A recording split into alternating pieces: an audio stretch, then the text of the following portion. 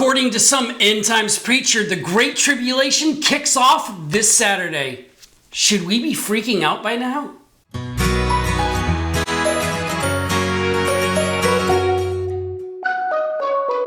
If you grew up evangelical like I did, you probably grew up being taught a whole lot about the end times. It was as if the entire Christian religion revolved around like this hail of gunfire end to the story that was supposed to happen just about any day now. And while the popularized end times theology that we have today has only really been around for the last couple of 100 years, it has definitely made its way deep into American culture in some really cheesy ways. I mean, our parents had the whole thief in the night thing. Well, my generation, we got stuck with the end of the world meets the growing pains. Show me that smile again.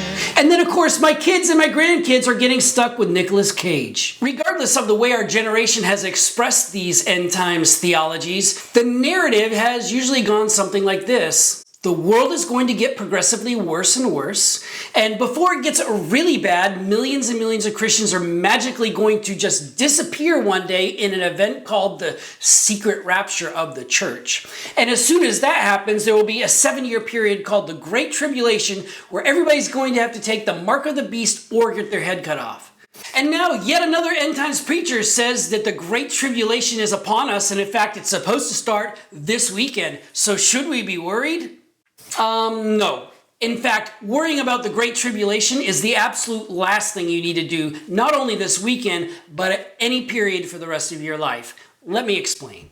The primary area where people derive their theology of the Great Tribulation is from the Olivet Discourse found in Matthew 24, but also with parallels in Luke and Mark, appearing in all of the Synoptic Gospels. In it, Jesus actually does predict a great tribulation and actually warns his disciples of all the signs of the times that they need to keep watch for to know that the moment is upon them. It's signs that we've all heard of, things like famines, earthquakes, wars, rumors of wars, and things like that. And this is the one part where end times preachers get it right. Jesus did predict a great tribulation, and he did tell his disciples the signs that they should look for. What end times preachers don't actually tell you is that Matthew 24 actually includes 2 time markers, one at the beginning of the passage, one at the end of the passage, which completely changes the context of everything. When we see the opening of Matthew 24, we see how it begins. Jesus is leaving the temple and he tells his disciples that the entire thing, the center of the Jewish world, is going to be destroyed. His disciples then ask us, well, when will this happen? What will be the signs that the end is near? Jesus then predicts this great tribulation and all the signs that will precede it. After Jesus warns them about the great tribulation and shows them the signs of the times that they need to look for to survive, he then promises that all of the things that he predicted will occur in the generation of the people he was speaking to. So was Jesus predicting a great tribulation 2,000 years later? No. Jesus was predicting a tribulation that was to occur in the lifetime of his own disciples. Furthermore, the tribulation that Jesus predicted, the Great Tribulation, was not a global catastrophe or a global tribulation at all. End times preachers like to show buses full of nuns careening off bridges, planes falling off the sky, and the entire world in chaos. But Jesus actually says that the Great Tribulation was to occur in the area of Judea. And in fact, he tells anyone who has the wherewithal to look for the signs of the times that when they see them, they need to flee to the mountains outside of Judea, and that they shouldn't waste a single moment, not even running back inside to get their clothes. And you know what? What Jesus predicted came true.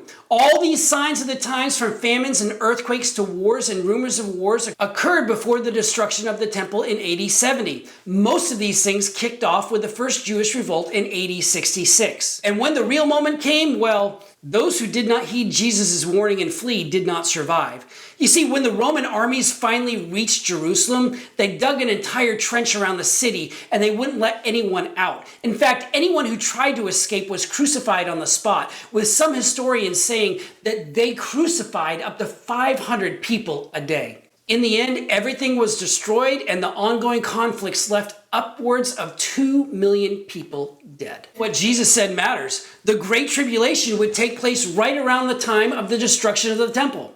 It would take place in the region of Judea. and it would take place before the lifespan of his disciples was over. So will the Great Tribulation be kicking off this weekend? Heck no. The Great Tribulation happened 2,000 years ago, just like Jesus said it would. But are end times preachers going to tell you that?